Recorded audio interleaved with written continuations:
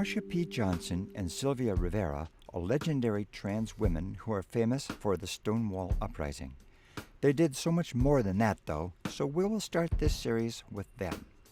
Marsha P. Johnson was born in 1945 in New Jersey, and she started wearing dresses at 5 years old and reportedly stopped because of teasing. When she graduated from high school, she left her town and went to New York City with a bag of clothes and $15 in her pocket. She survived on the street doing sex work and was known for her incredible persona, often wearing flowers, fruit, and Christmas lights in her hair.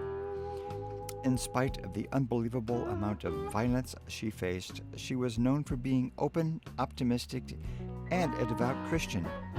She was very generous, and people who knew her gave her the nickname Saint Marsha.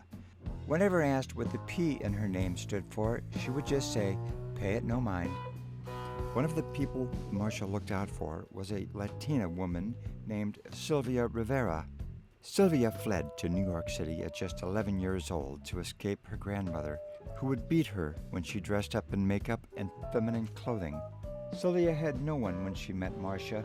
The two were both sex workers, but Marsha looked out for Sylvia, and she would go on to say that Marsha was like a mother to her.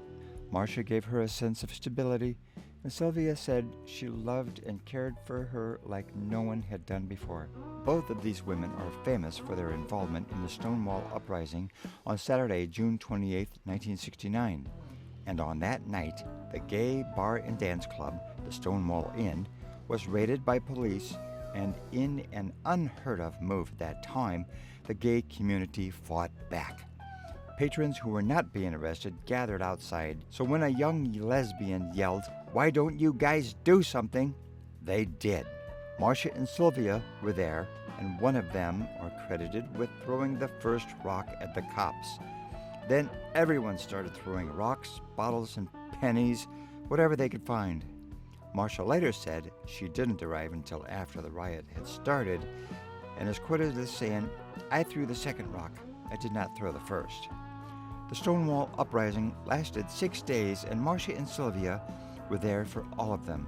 When the uprising finally settled, Marsha and Sylvia helped create the Gay Liberation Front.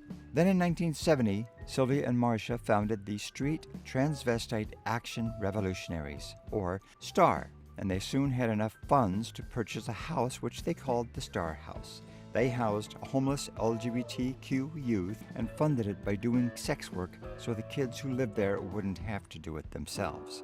In the mid-70s, the push for trans rights fizzled because the gay community thought it would be so much easier to just focus on gay rights.